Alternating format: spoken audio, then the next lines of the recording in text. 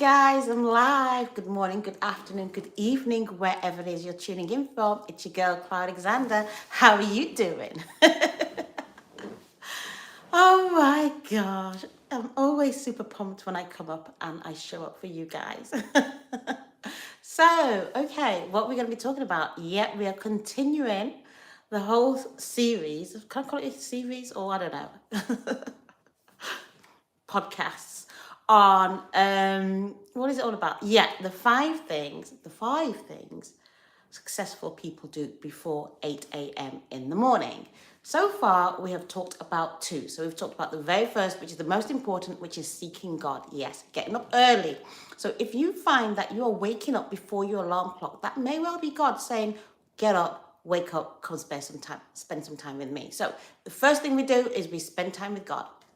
The second is we visualize. So we visualize exactly what it is we're aiming to achieve. Where is it we're going? What is it we want it in our life? Obviously, visualization aligned with God's plan.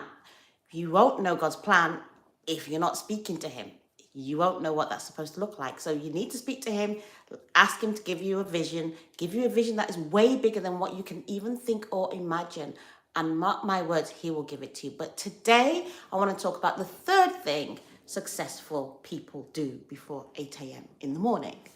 And that is they take action. Absolutely take action. Because, if you've got a vision, you got an idea, you've written it down, and you just look at it all day, guess what? Nothing's going to happen. You got to do something with that vision. So you got to take action. I know the world, what it's like right now. It is so busy, right? Like you're rushing every single day, trying to make ends meet, trying to get from A to B, trying to pick up your kids, not pick up your kids, trying to go to this place, trying to go to that place, trying to do the groceries. Everything is just like you're working on autopilot. Yeah, but you know what? That's not what happens in the world of successful people. No. They know exactly what they're doing, when they're doing it, how they're doing it. Why? Because they've got a plan. And you know what? It's not any old plan. It's not a plan that is just like, well, you know what? Let's just follow, I don't know, somebody else's actions. They're like, no, these are the actions that we are putting down towards achieving our plan, towards achieving the vision. Now, they do not have to be big hoops. So most people are thinking, well, I need to know the beginning from the end, how it's all going to work out. I need to be able to have this like exact to detail plan. Sometimes we don't have that level of detail. All we know is that we ask ourselves the question, is what I'm doing moving me closer towards my goal or further away from my goal? Those are the only two questions you need to ask. Whatever I'm doing, is it moving me further away or is it moving me closer? Nobody ever stands still. So you may think that by doing nothing, you're staying exactly where you are. The answer is no, because everything around us is moving. So if you're not moving with everything, at least to the pace that everything around you is moving, then you're going backwards. So hey ho, mark my words, you gotta move. So you gotta do something. Taking no action is taking action. Let me say that again because I quite like that. Taking no action is taking action. So whatever you do, whether you move forward or you move backward or you do nothing, you're taking action. But the key thing is not about taking action. As our friend Terry, yeah, she's now my friend. I've spoken about her 3 times already. So, the third time I've spoken to her, she's now my friend. She's part of the family. So me and Terry, we're like this. We hang out, Hey, I'm spreading your word, girlfriend. I'm spreading your word. Not the word, your word. We always look at the word first, but she is following the word. So that's cool. So if you want to know more about her, Terry Saville.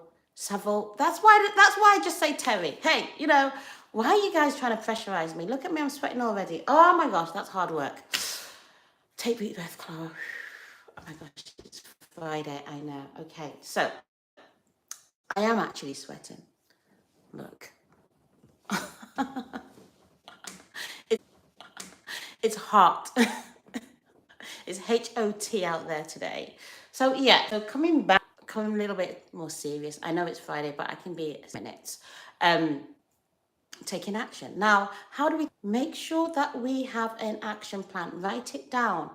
Now, there is no point in stuff just being in our head because we'll forget it. I am a prime example of that. Like, there's so many things that I do not write down, and I double book myself. I end up getting in all sorts of problems because I haven't written it down.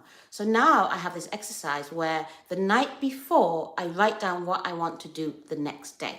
So I've got this overarching vision. So for me, I've got this overarching vision, and I look at my vision every single day. You know, sometimes I might spend a little bit too much time looking at my vision, and I know God's like saying, okay, we get it. We know what it is. We know what it looks like.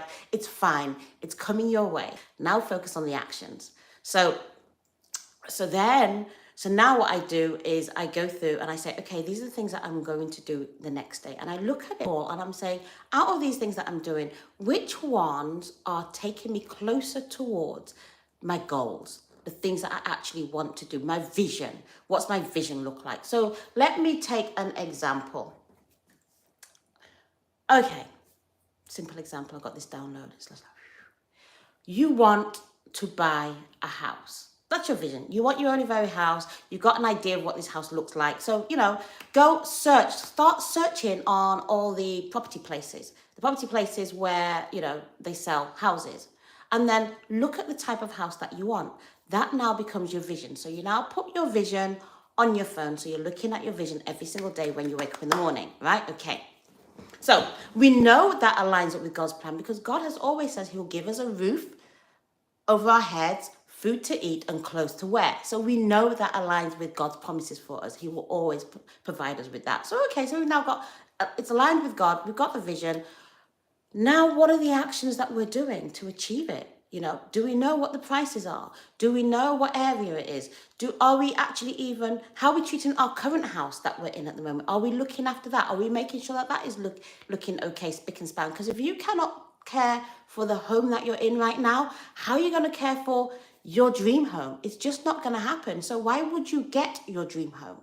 So everything starts, they say charity begins at home. Yes, it does. Your actions start at home. So whatever it is that is in your vision that you're looking for, make sure you're doing it in your own home that you're in. Whether you are sharing with somebody or if it's your own house or it's a rented apartment, treat it like it is your home. Don't go, well, I'm just going to chuck my stuff over here, but in my own home, I'm going to lay it out nicely. No, it doesn't work that way.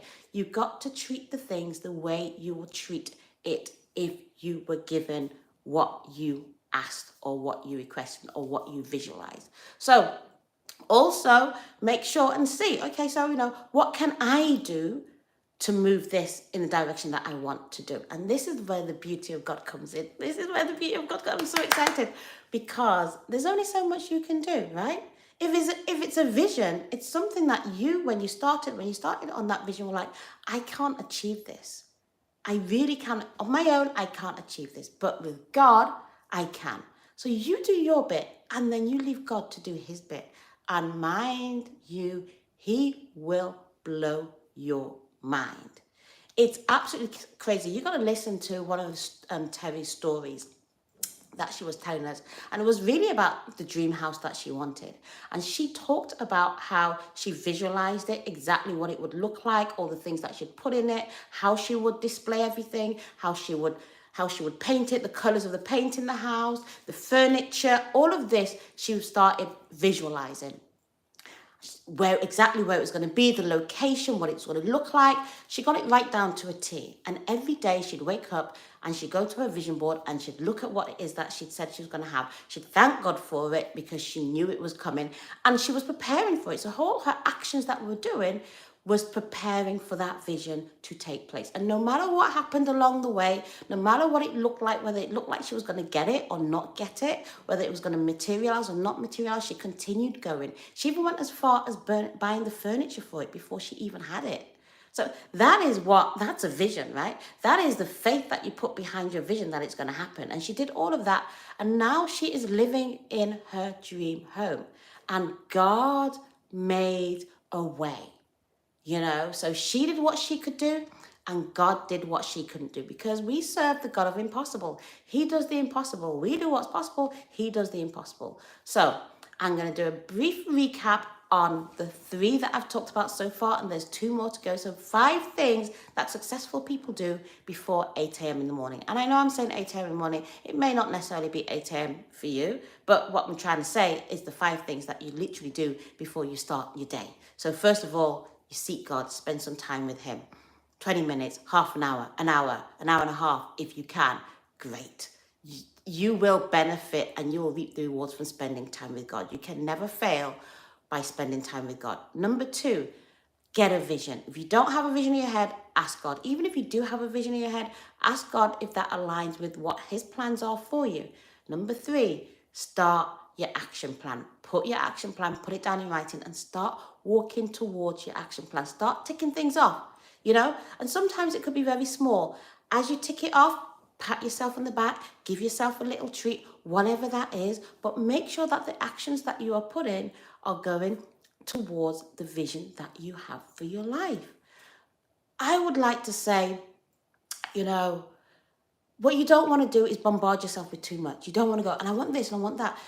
Literally, when you're putting your action plans, they kind of got to make sense. I would say start from very small bite sizes of different things that you could do. It could be just as simple as, let me look at the properties in the area if you're looking for a house. Or if you're looking for a new job, let me look to see every single day I get up, I'm just going to see what jobs are available. Every single I get up, I'm going to take a walk down to the town centre and walk around because, that's where I want my job is. Every single time I get up, I'm going to phone somebody and ask them if they know of an opening. Put those actions in. And what you'll find is as you do yours, God's going to do his. And I tell you, if you do these things, your life is going to start to change. You are going to see a big difference in your life.